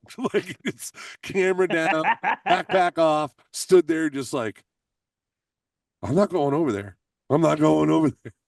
Was that behind the bar at the VFW? Yes, the VFW, the sanitarium. That's what it was. Yeah. And then the next funniest moment's whenever the walkie-talkie situation happened and Corey absolutely loses his mind. Well, to this day, I still go through it over and over in my head. I'm like, this happened, that happened. This was off. We were on the same channel. How is this even possible? It's not. No clue. It happened. We'll just spill the beans on here because we're not on the Paratheory channel, but we're moving Paratheory from Paraflix to YouTube very quickly. So probably within I'm kind of thinking about October 4th will be when the first episode drops on YouTube, and then it'll be just 6 weeks of Paratheory every Friday coming out. Followed up with a blooper reel. I might just go ahead and throw that on there so people catch the vibe. Greatest part of the blooper reel is when Craig's feet didn't touch the floor. Fuck off. People don't realize how small Craig is. Like, until we're standing next to each other, and then I don't realize how big I am until I'm standing next to him. Like, fuck, I gotta work on. Oh, trust me, I get videos of that from my daughter all the time. Yeah. Disrespectful. It's disrespectful. Rude. Hey, real quick, anybody on YouTube TV and not like on like Direct TV or anything? Yeah, I was, man, but they just kept jacking the prices up, dude. And all I ever really watched on was news. It was like $75 a month. What? Yeah, it was like $75 a month just for YouTube TV. Well, I know I'm paying way more than that for just DirecTV. So I'm about to cut the cord on that and then go to YouTube TV. Oh, we haven't had cable in 13 years, I think. No, Yeah. 10 years. I haven't had cable that long, but I just got all the streaming services and Yep. One day I knocked it down the other day to like the top things we watch, and it's usually like Peacock, Hulu, Amazon, or Apple. Netflix. yeah. And Amazon's got live TV on it now. Right, which is what I'm watching on my iPad down here. Like I can watch all the sports games on there, everything. Yeah, I'm I- usually okay, on. Like as soon as I CBS turn is, on, CBS is as on soon as I there. turn on my TV, I'm like, when I'm going to bed, or if I'm just watching TV, I'm like on YouTube. Like I'll watch Yeah. YouTube videos, but also watch YouTube like streaming. Who just walked behind you, Tristan? What do you mean? Who just walked Oh, behind me? Probably Shaggy. What do you mean? No, Shaggy's not here. Yeah, he is. No, he's not. Yeah, whatever. That wasn't Shaggy that just walked behind you? No, Shaggy's not here. Who was Yeah, that? because I wasn't the only one. What are saying you? that. Who was that? What? Somebody walked behind you. Yeah, somebody walked behind you. Yeah, they walked There's from nobody here, bro. your left to your right. Oh, dude, yeah. I saw it, dude. I just Yeah, saw it. Dude, nobody's here. Probably Yeah, brought home one of somebody's those. there. Timestamp it. Timestamp it, I'm Justin. stamping something's there, bro. Because mark it because that was happening.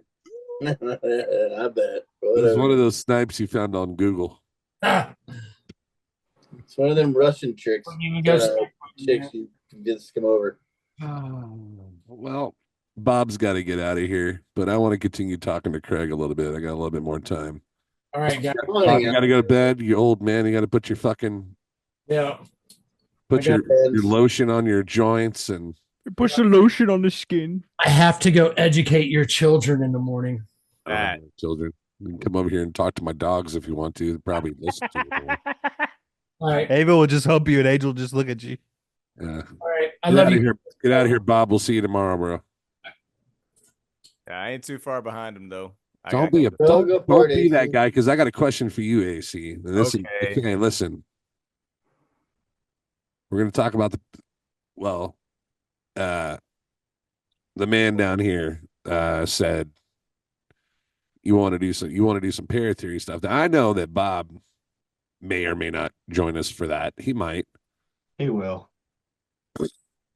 But if we did do it, it's going to be I've got a place in mind, and it's really fucking big, and it's not in Texas, and we're going to have to take a road trip.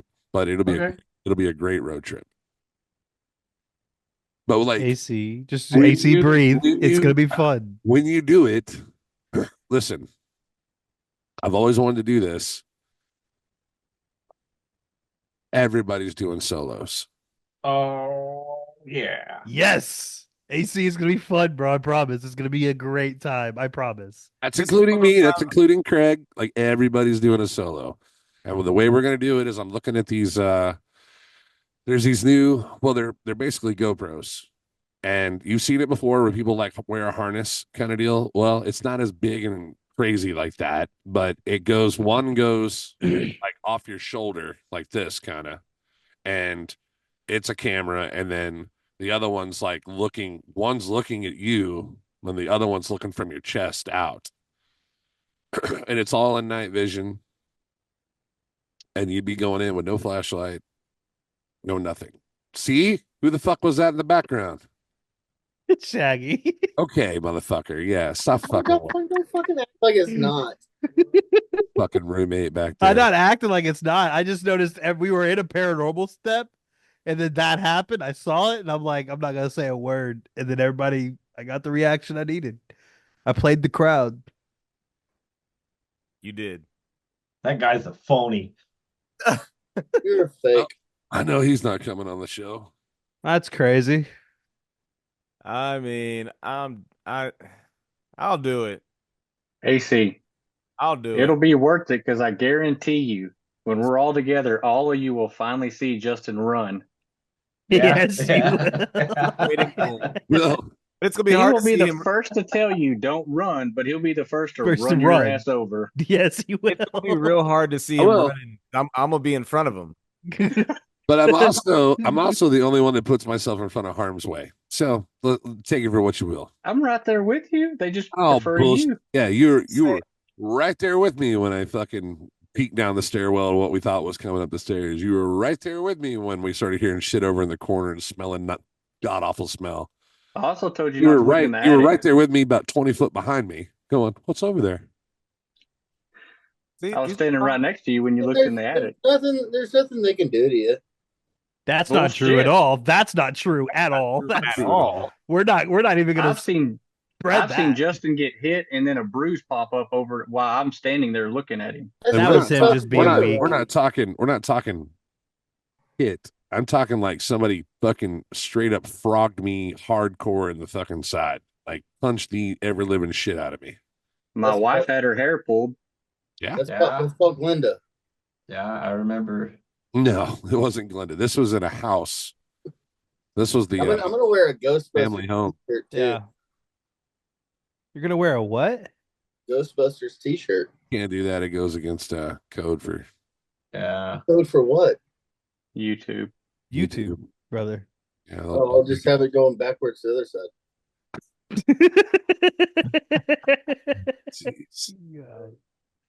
Jeez. Corey, you want to come on another one? Heck yeah, I do. You had Corey at come. Oh. But no, seriously, I'll do it. Like, I will. I'm just not. I would not be looking forward to it like the entire time, and I'm not going to be shy about it. But I will do it. I'm just shave all the hair I have on a the back healthy of your neck, respect and for you won't things feel I it do stand not up. AC, so- I'm in the same boat as you, bro. Like I love doing it, but whenever Justin brings up solos, like when you're there and he brings up solos, the anxiety that runs through me is like out of this world. It's like an adrenaline anxiety high, and you're like, Actually, going back to that episode I did with Justin, the most anxious thing that I was doing was cleaning up, going to get the cameras upstairs, and nobody was with me. yeah, Right. That part was a little eerie. In season 1, we never did like any kind of a solo where we were, So on this one, I definitely want to do some solo, but I want to bring in some minds that are like, I believe in it, but I don't believe in it. I want to have fun with it. I want to see what happens. Guys like who's in our band here, right? And who's part of the crew. So I think it would be really cool. Here's the 2 places I got in mind. So you can do a little research on them, or I could not tell you. I can not tell you and just get in the fucking van and we're going to start driving because one of them's a really long trip and we're going to be gone for like 4 or 5 days. Like you're going to have to take a vacation time. But I ain't I'm got down. Let's start off with the easy. AC. We're doing it. No, listen. If we're gonna do it, there's no. Listen, if we're gonna do it, and we're gonna put the time into it, because it's my ass that has to do all the fucking editing. So you're talking about 7 fucking people, 7 fucking people that I've got to do editing for. 7 audios, 7 cameras, and it'll be more than that because you'll have 2 cameras each. Dude, turn it into a raffle. So like one person has to go with each one person from the band, and then so it's not a solo, it's like a duo, but like one person gets to go with a person of the band. That's once we're there, it will have to do like 2 groups. So it's going to be an odd number because it's, because we're 7. So it'll be like 4 of us go to one deal and 3 of us go to the other. And then we'll switch it up. And then we'll do 3, we'll switch positions. All right. It's Pinhurst Asylum. yes, I've heard of that. bro. Yes. It's Pinhurst Asylum. Where's my pen? I need to take notes. Yeah. Look up Pinhurst. You don't do it. Pinhurst is fucking terrifying. How do you spell that? I get chills. Pinhurst. Penhurst. All right. Or I'm going to give it a second round with our group, and it's here in Texas, and we're going to go to Yorktown Asylum. Ooh.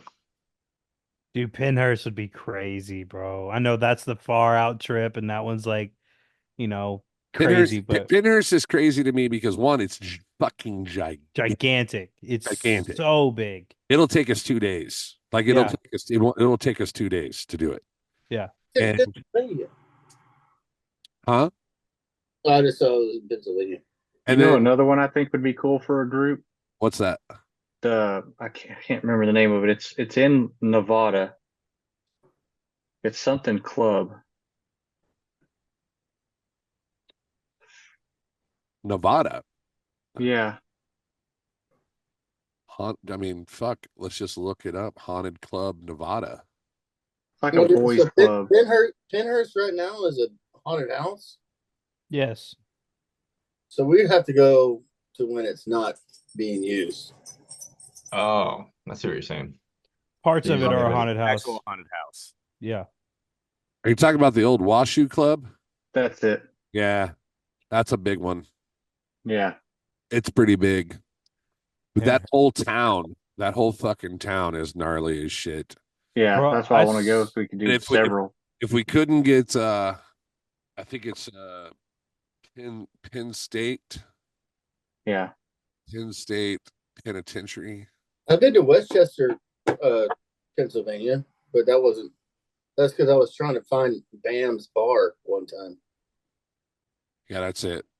The Penn State Penitentiary is fucking like if you look that up, like that was the other one that I was like, well, I mean, look, first of all, it looks like a fucking castle. I mean, it's ginormous. I've looked into pricing on that. Like if you guys just put in the street view of that, look up Penn State Penitentiary. It's it would be the biggest thing we've ever fucking done, and we'd have to spend like a week out there. Because I'm gonna have to get drone shots and all sorts of shit to cover this thing. It's so fucking big. Who do you need to work on the outside of the building? Because I'm down for that. Yeah. I want to, and Yeah, it's all fun and games until you're fucking in it. That's the fucking shit. It's all fun until you're there and you're sitting in the moment. Like Corey was like really skeptical. He wanted something, he wanted something big, something to happen, right? And it comes slow. It comes really slow, especially at that sanitarium we were doing in Mineral Wells. Like, oh yeah, you can't just expect it to. and then when we started doing like the flashlights, and then when we started doing the spirit box, and we started, and then that stuff started to happen In the balls. on in the moment on cue when it's going, and then we finally start getting some reaction. Then it kind of sets in. But the weird shit we had happen at that sanitarium, with the walkies, That was the craziest thing. like, Besides the face at in the jail, to me the walkie-talkie was absolutely insane. Like if you talk about moments from Paratheory season 1, yeah, like that walkie-talkie moment, like that was a mind blower. that one would have sent me. I wouldn't have run out of the room scared, but I'd have definitely sat there and like, what is happening? This is a movie. This is a movie scene, and yeah. It was a mind fuck because when it happened, I was like, when Craig came across the radio to Corey's walkie, I was just sitting there going, "What the fuck just happened?" Like I couldn't wrap my head around what took place. Like, Yeah. That just that wasn't happening for me. Because even if she was on the wrong channel, it should have still never played at all. Because no one keyed the walkies. No, while we were that just song upstairs. was playing. Yeah. Watch AC's door slam shut real quick. Heck yeah. AC, I don't wish that upon you, man. I hope it doesn't, but Nope. I have to sell this house that I just bought. no shit, dude. Oh man. No shit. I won't do you guys like Justin's first team did me. Oh. Which was Listen, the first time. Wait, wait. Wasn't Justin's team number one? Number one. I was just a guest in there. No, there was another show that I. He brought me in just to be a camera operator, Yeah. and I was in. It was actually at Waples, and I was in the barn. We were upstairs, and shit was going off like crazy. And all of a sudden, the people that were with me just left, just took off out of the building, and I'm sitting in pitch black with no way to see anything. They took everything with them, and I'm just sitting there. Ooh. You didn't bring a flashlight or nothing there, bud? He was holding a I camera. had the camera. I didn't know anything back then. It was one of the very first ones I ever did with him. That was my favorite episode though that y'all did because of the history lesson y'all like the way y'all presented it and the way y'all did your investigation. The first episode of, are you talking about the one that's No, on YouTube? the entirety of your Waples series. Like Oh. if you watch your Waple episodes, I don't know if you probably have. If you watch them in order, the way that y'all are presenting and the way you investigate this as a paranormal Yeah. is such a history lesson. It's insane. Like it. Well, what blew my mind was when we did we do the Estes session, and then afterwards in post going and looking up all the names that were coming through on that thing, and then finding what blew my mind the most is when I found that picture of all of them together, including Colonel Waples, like all of them standing there, and somebody had numbered each person's head and then put the names of them down at the bottom of the picture. And I'm like, holy shit. They're Yeah. all That was they're like all the in here. second. That was like the second night that I ever stayed in a room with you, and you're like, "You guys see this shit?" And I was like, "Okay." And then you showed it to me, and I was like, "Oh God, this! Oh shit!" Just know everything that he's been a part of is attached to him. So Justin carries this kind of, aura of there will be things knocking in the walls. Well, there's things knocking in his pants too, but it doesn't mean that That's Carlos. It has a name. We all know it's it. Carlos. I Carlos said. Carlos is a thing. Carlos is a real thing. And that's why I believe in the paranormal. Well, it believes in you. Carlos. I mean, All right. I mean, shit doesn't follow me around. This No, room, it shows up where we're at. Dude, the stories you have that I know are true, there's no way you don't have just something. I'm not calling it evil. I'm not calling it evil at all. I'm not wishing that on you. I'm not putting that on you. I'm just saying, with what you've experienced in the paranormal world yourself, there's no way you don't have just a small something that's like constantly messing with you. I have to say I agree. Yeah, with the whole Justin thing. Well, every time we're somewhere, something comes up that's related to him that's not related to the spot we're at. Someone's trying to talk to you. I mean, dude, it's they're using everybody else to get to you. It's not a bad thing. I'm not making it out to be a bad thing. Like I'm not, because it shows that your experiences are true. Like your experiences are not fabricated. They are not lies for entertainment. They are your experiences in a true setting. And it's funny he says this because tonight at dinner, my youngest daughter told me the reason she won't watch our shows is because she knows it's not fake. If it's other people's shows, she can think it's fake all day long. But she goes, when you come home and tell me the stuff that happens, I'm not watching that live. She goes, I know that shit's real. So if it's another person's show, she doesn't have to worry about it, she said. I mean, isn't that the point of the show, though? I mean, Yeah. prove that there's something else out there. I think one of the cool scenes from that VFW hall where the chair moved, we caught it after the fact. And that light, the flashlight, I don't remember if you pointed that out to Craig, but it was almost like I wasn't paying attention, you were paying attention, and it was almost like you did it, not physically did it, but like your presence did it. Because that flashlight rolled towards you. Oh, you're talking about when we were in the Sanitarium. we were Yeah, upstairs. See, I didn't catch that. You caught that. I didn't. Are you I talking thought I about was when we were going nuts. when you and I were upstairs and in Yeah. that room? Okay, yeah. Yeah, see Well, I had that flashlight roll towards you and flicker, like nobody touched it. There's no way your weight did it, otherwise it would have done that you walking forward. Right. Yeah. That Dude, place had some. I'm just picturing this moment in the future with AC on an investigation and No, don't, no, no, no, Sully, so no, AC, why did you leave the band? no, I can, no, it's Justin. Why do you have an employee named Linda? But I could just picture this moment of AC getting startled, and then it startled me, and then it's all right. That see what I'm saying? Look, Something knocked back there. Something no, the turned light off. keeps flickering and turning off and on. Here we go again. It's not me. But I can just picture AC and me, and most likely Fish What?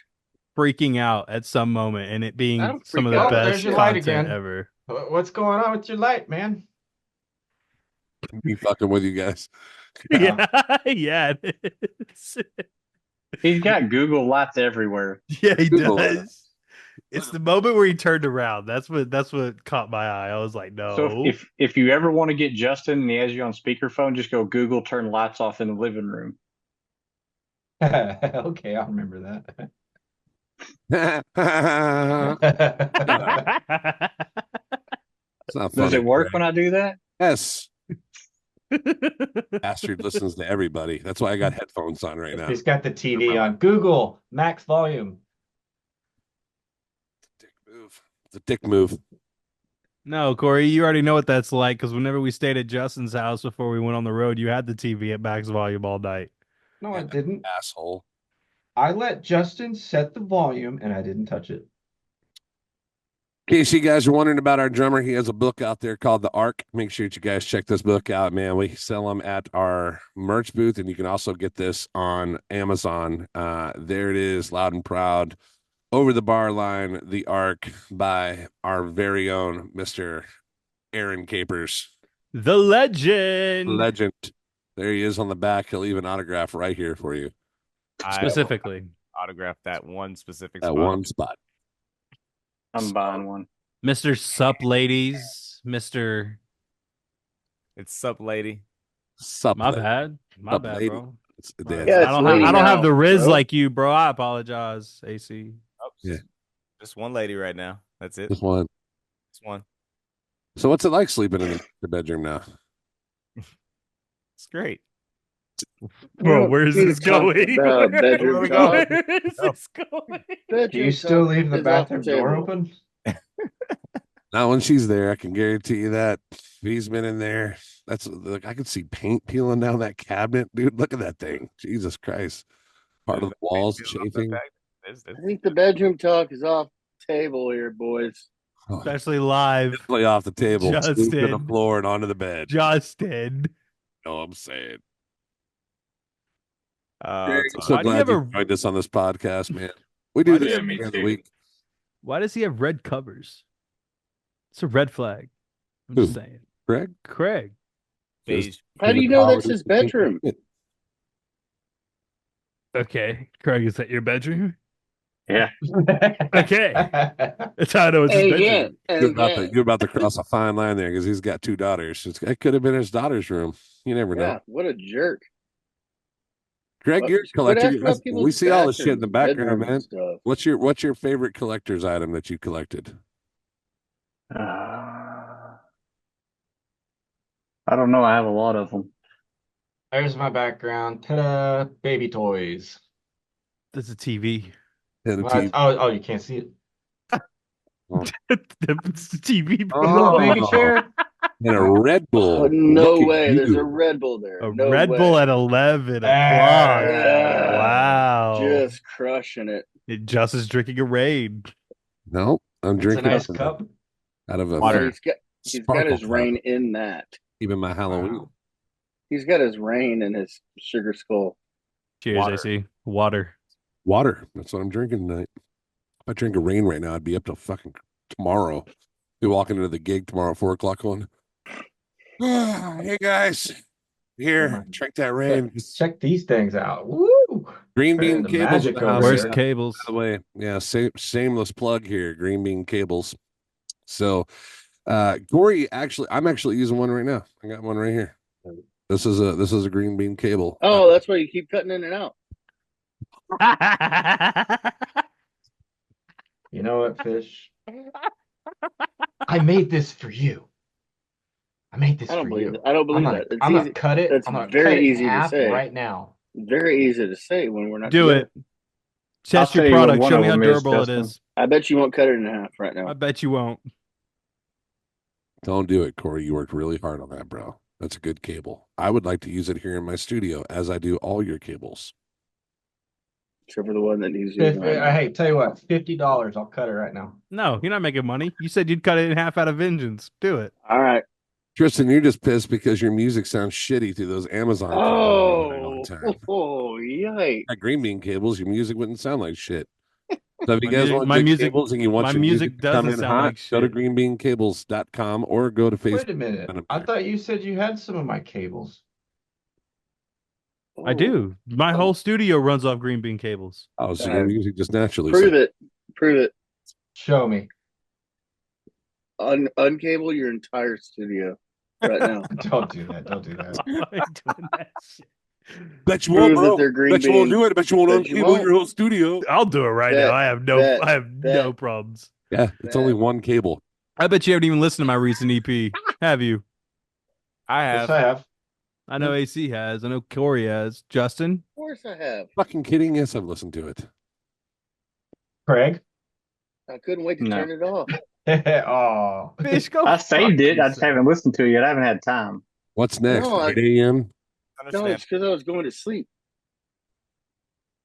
Because I wanted to hear it fresh in the morning. Appreciate that.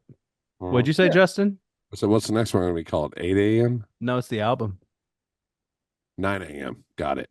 No. Lunchtime? Postestis. No, it's Postestis Noctis. Oh, Latin. It's Latin for the number 2 at McDonald's. No, the power of midnight. Don't you be casting spells on me. A Royale with cheese, man. Don't you put that on me, Ricky Bobby. By the way, It's called this one's called Big Red. And if you don't it's like just, it, it's just the go song fuck Big yourself. John, but I changed the name John to Red. Over and over and over again. This one's called Without Pickles. no. I ain't But about it. if it's jazz, it's called Hold the Pickles. Hold the pickle. You realize this episode is going to be about 2 hours. Is it? Are we coming up on that? Oh, yeah. Yeah, we're at 11, brother. Oh, yeah. This thing is on a timer. We do Yeah. get up to 2 You were hours. going to ask me a question. I was trying to dip like an hour ago. The question was, would you really join us on the... Oh, but that was the thing. You never actually asked me. You kind of just told me I was doing No, he it. doesn't have a choice. Yeah, he said, I got a question Do for you. you want to join in on an episode of Pair Theory? I mean, Yes. it's to say that it's going to Yes. fucking... It would... It's not to say that it would even make the show. It's just, we would... Obviously, I would still do it, even if we didn't catch anything because of the reactions that are going to happen. Content. Yeah, it's going to be Dish is in a corner crying inside the prison. It's easier than skydiving. I don't know. Skydiving was pretty easy, man. Not going to lie. Just wait. Done it 3 Over times. quickly. You don't even have to wear a parachute. You've done it 3 times? Yep. Yeah. Earth, wind, and fire. So is that a yes or a no? Dude, I'll do it. Okay, good. They'll make for good content. We'll make AC's just like... If it makes good content, sign me up. On that night, we're going to be called Dead Person Revival. Yeah. How many times can AC say nope in 24 hours? Nope. Nope. Nope. No. It's going to be... There's not going to be a blooper reel. There's going to be a nope reel, and it's going to be amazing. Oh, It's going to be Yeah. so good. Can me and AC do it together? Absolutely. Oh, Totally. Yeah. Now it's a party. Yeah. We'll bring up me and Corey. I'll go with Tristan. Yeah. And Bob This is- Bob will come with Craig and I. I bet he will. Jesus Christ. Just leave it alone. God, we almost made it. We almost made it 2 hours without your bullshit. My bullshit. This bullshit started when I said my first word on this episode. What was it? I don't remember. You told me to shut up. No, I said That shut was the me. fuck up. I asked you how your week was going, and then I moved right along over to AC. I said shut the fuck up.